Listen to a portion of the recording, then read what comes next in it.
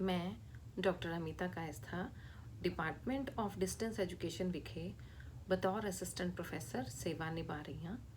मैं अज वातावरण ਅਤੇ सड़क सुरक्षा जागरूकता यानी कि environmental and road safety awareness paper बारे गल करांगी।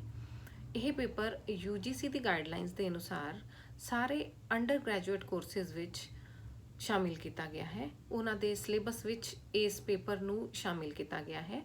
BA, BBA, BCom, BCA ਸਾਰੇ ਕੋਰਸਿਸ ਵਿੱਚ ਇਹ ਪੇਪਰ 3rd ਸਮੈਸਟਰ ਵਿੱਚ ਪੜ੍ਹਾਇਆ ਜਾਂਦਾ ਹੈ। ਇਹ ਇੱਕ ਕੁਆਲੀਫਾਈਂਗ ਪੇਪਰ ਹੈ ਅਤੇ ਡਿਸਟੈਂਸ ਐਜੂਕੇਸ਼ਨ ਦੇ ਸਟੂਡੈਂਟਸ ਲਈ ਇਹ ਪੇਪਰ 100 ਮਾਰਕਸ ਦਾ ਹੈ। ਇਸ ਪੇਪਰ ਦਾ ਸਿਲੇਬਸ 2 ਸੈਕਸ਼ਨ ਵਿੱਚ ਵੰਡਿਆ ਗਿਆ ਹੈ। ਭਾਗ A ਵਿੱਚ ਬਹੁਤ ਸਾਰੇ ਸੰਕਲਪ ਸ਼ਾਮਿਲ ਹਨ, ਜਿਸ ਤਰ੍ਹਾਂ ਕਿ ਵਾਤਾਵਰਣ ਕੀ ਹੈ, ਵਾਤਾਵਰਣ ਸਿੱਖਿਆ ਕੀ ਹੈ ਅਤੇ ਇਸ ਦਾ ਮਨੁੱਖੀ ਜੀਵਨ ਵਿੱਚ ਕੀ ਮਹੱਤਵ ਹੈ।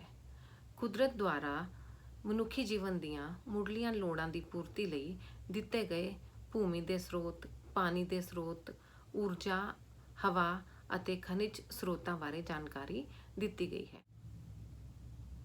ਇਸ ਤੋਂ ਇਲਾਵਾ ਜੰਗਲਾਂ ਦੀ ਕਟਾਈ ਅਤੇ ਵਾਤਾਵਰਣਕ ਪ੍ਰਦੂਸ਼ਣ ਬਾਰੇ ਵੀ ਇਸ ਵਿੱਚ ਜਾਣਕਾਰੀ ਦਿੱਤੀ ਗਈ ਹੈ, ਜਿਸ ਤਰ੍ਹਾਂ ਕਿ ਜਲ ਪ੍ਰਦੂਸ਼ਣ, ਵਾਯੂ ਪ੍ਰਦੂਸ਼ਣ, ਭੂਮੀ ਪ੍ਰਦੂਸ਼ਣ ਅਤੇ ਸ਼ੋਰ ਪ੍ਰਦੂਸ਼ਣ, ਅਤੇ ਇਹ ਸਾਰੇ ਪ੍ਰਦੂਸ਼ਣ ਕਿਸ ਤਰ੍ਹਾਂ ਮਨੁੱਖੀ ਜੀਵਨ ਨੂੰ ਅਤੇ ਜੀਵ ਜੰਤੂਆਂ ਦੇ ਜੀਵਨ ਨੂੰ ਪ੍ਰਭਾਵਿਤ ਕਰਦੇ ਹਨ, ਇਹਨਾਂ ਬਾਰੇ ਵੀ ਇਸ ਵਿੱਚ ਜਾਣਕਾਰੀ ਦਿੱਤੀ ਗਈ ਹੈ।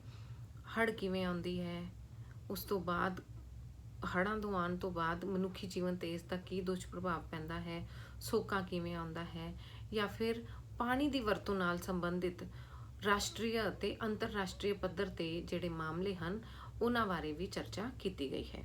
ਫਿਰ ਆਉਂਦਾ ਹੈ ਭਾਗ 2। ਇਸ ਭਾਗ ਵਿੱਚ ਵਾਤਾਵਰਣ ਦੀ ਸੁਰੱਖਿਆ ਲਈ ਬਣਾਏ ਗਏ ਨਿਯਮ ਅਤੇ ਐਕਟ ਬਾਰੇ ਦੱਸਿਆ ਗਿਆ ਹੈ। ਪਾਣੀ ਨਾਲ ਸੰਬੰਧਿਤ, ਪ੍ਰਦੂਸ਼ਣ ਨਾਲ ਸੰਬੰਧਿਤ, ਪ੍ਰਦੂਸ਼ਣ ਨੂੰ ਰੋਕਣ ਨਾਲ ਸੰਬੰਧਿਤ, ਜੰਗਲੀ ਜੀਵਨ ਦੀ ਸੁਰੱਖਿਆ ਨਾਲ ਸੰਬੰਧਿਤ ਜਿੰਨੇ ਵੀ ਨਿਯਮ ਹਨ ਉਹਨਾਂ ਬਾਰੇ ਦੱਸਿਆ ਗਿਆ ਹੈ।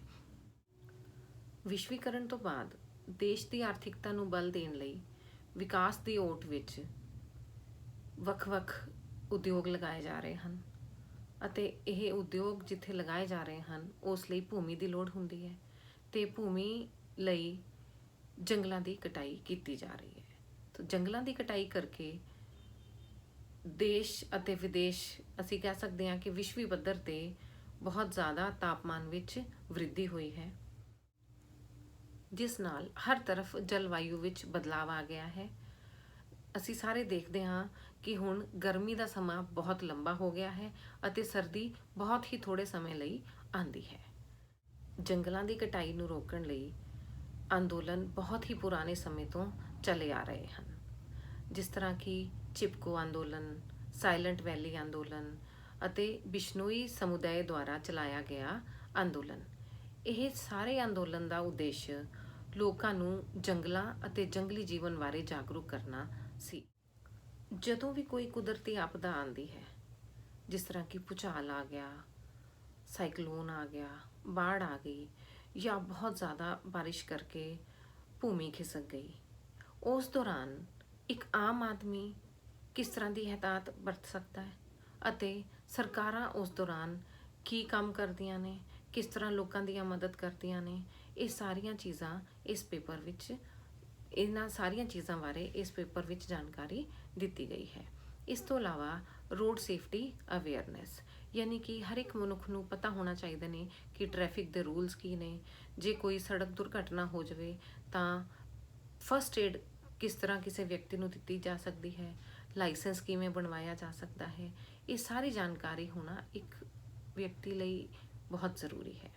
ਇਸ ਤੋਂ ਇਲਾਵਾ ਅਸੀਂ ਆਪਣੇ ਦੇਸ਼ ਵਿੱਚ ਦੇਖਦੇ ਹਾਂ ਕਿ ਫਸਲਾਂ ਦੀ ਕਟਾਈ ਤੋਂ ਬਾਅਦ ਜਿਹੜੇ ਕਿ ਪਰਾਲੀ ਰਹਿ ਜਾਂਦੀ ਹੈ, ਜਿਹੜਾ ਕਿ ਸਟੱਬਲ ਰਹਿ ਜਾਂਦਾ ਹੈ, ਉਸ ਨੂੰ ਸਾੜਿਆ ਜਾਂਦਾ ਹੈ, ਜਿਸ ਨਾਲ ਕਿ ਬਹੁਤ ਜ਼ਿਆਦਾ ਪੋਲਿਊਸ਼ਨ ਵੱਧਦਾ ਹੈ, ਜਿਸ ਕਰਕੇ ਲੋਕਾਂ ਨੂੰ ਕਈ ਤਰ੍ਹਾਂ ਦੀਆਂ ਸਿਹਤ ਦੀਆਂ ਸਮੱਸਿਆਵਾਂ ਆਉਂਦੀਆਂ ਨੇ ਅਤੇ ਸਾਡਾ ਸਾਰਾ ਵਾਤਾਵਰਣ ਦੂਸ਼ਿਤ ਹੋ ਜਾਂਦਾ ਹੈ। ਸੋ ਸਟੱਬਲ ਬਰਨਿੰਗ ਜਿਹੜੀ ਹੈ ਉਸ ਨੂੰ ਰੋਕਣ ਲਈ ਜਾਂ ਉਸ ਦਾ ਹੋਰ ਕੀ ਆਲਟਰਨੇਟ ਹੋ ਸਕਦਾ ਹੈ, ਕੀ ਵਿਕਲਪ ਹੋ ਸਕਦੇ ਨੇ ਜਿਹੜੇ ਕਿ ਅਸੀਂ ਵਰਤ ਸਕਦੇ ਹਾਂ ਤਾਂ ਕਿ ਪਰਾਲੀ ਨਾ ਸਾੜੀ ਜਾਵੇ ਅਤੇ ਪੋਲਿਊਸ਼ਨ ਘੱਟ ਤੋਂ ਘੱਟ ਹੋ ਸਕੇ। ਇਹਨਾਂ ਸਾਰੀਆਂ ਚੀਜ਼ਾਂ ਬਾਰੇ ਜਾਣਕਾਰੀ ਇਸ ਪੇਪਰ ਵਿੱਚ ਦਿੱਤੀ ਗਈ ਹੈ।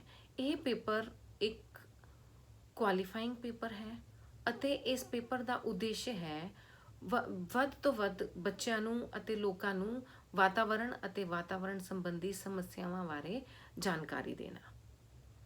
ਇਸ ਪੇਪਰ ਦਾ ਸਟੱਡੀ ਮਟੀਰੀਅਲ ਡਿਪਾਰਟਮੈਂਟ ਦੀ ਵੈਬਸਾਈਟ ਤੇ ਉਪਲਬਧ ਹੈ। ਇੰਗਲਿਸ਼ ਮੀਡੀਅਮ ਅਤੇ ਪੰਜਾਬੀ ਮੀਡੀਅਮ ਦੋਨੋਂ ਮੀਡੀਅਮਸ ਵਿੱਚ ਇਹਦਾ ਸਟੱਡੀ ਮਟੀਰੀਅਲ ਅਵੇਲੇਬਲ ਹੈ।